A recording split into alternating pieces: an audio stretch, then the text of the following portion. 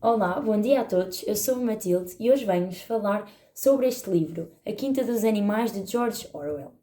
Este livro é uma fábula barra sátira e vocês vão conseguir perceber mais à frente porquê. Tem ilustrações de Ralph Steadman e foi editado pela editora Cavalo de Ferro. Este livro, inicialmente publicado em 1945, é uma fábula sábia, humana e esclarecedora acerca dos tempos que vivemos hoje, e isto foi dito pelo The New York Times. Este livro passa-se em Inglaterra, mais especificamente na Quinta do Solar, que posteriormente é designada por Quinta dos Animais. Quanto ao narrador, tem um narrador omnisciente, em terceira pessoa, que tem conhecimento total sobre os factos e sobre as personagens. Quanto às personagens, conseguem ver na capa que vemos dois porcos, que vão ser personagens com muita relevância, mas eu acho que, com o desenrolar da história, todas as personagens acabam por ter um papel muito importante.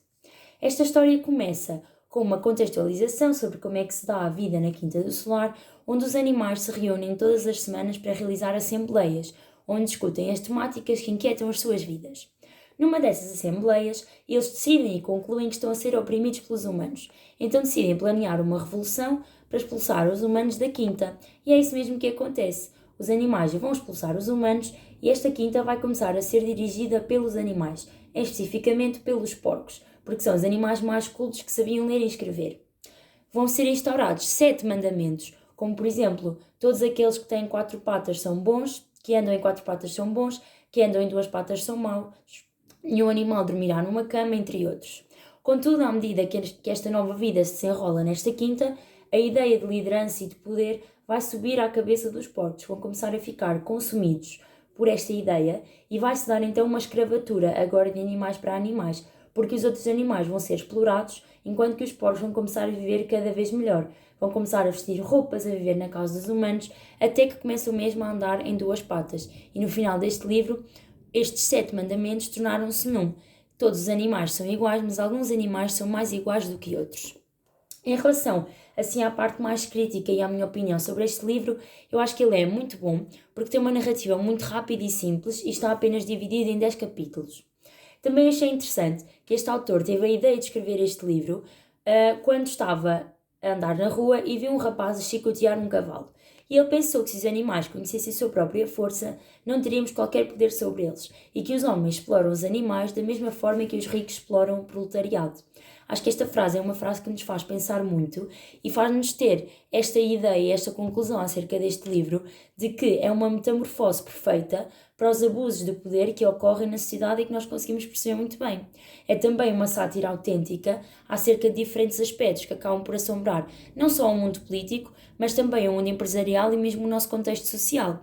E um exemplo desta ideia de consumação pelo poder é, por exemplo, a situação atual que estamos a viver na Rússia e da Ucrânia, em que vemos um líder completamente consumido e que quer dominar tudo e todos contra um povo mais fraco que tenta lutar contra isto.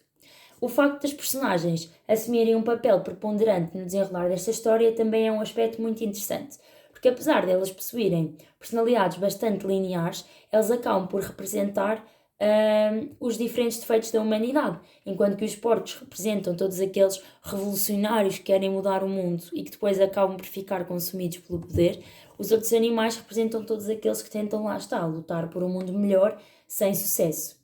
Este facto de escolherem também para um cenário político como personagens principais animais traz à tona esta questão da animalização dos homens, de que a humanidade está a esquecer cada vez mais os seus mandamentos e valores e está-se a aproximar de seres incultos e não pensantes como os animais. E acho que isto é a causa dos problemas que a humanidade enfrenta atualmente, pelo menos da maior parte deles. Concluindo, A Quinta dos Animais é uma história muito intemporal que tem o propósito de nos fazer refletir acerca da corrupção e da diversidade de características que compõem a espécie humana e acaba por ser também uma forma muito leve, já que se trata de uma história de animais, nós conseguimos entender os problemas e os maus do nosso mundo sem ter aquele clima pesado que se calhar teria se fossem pessoas. E acho que é também uma excelente maneira de abrirmos portas a novos géneros literários, porque pelo menos para mim, acho que para jovens da minha idade, não é muito comum lermos fábulas.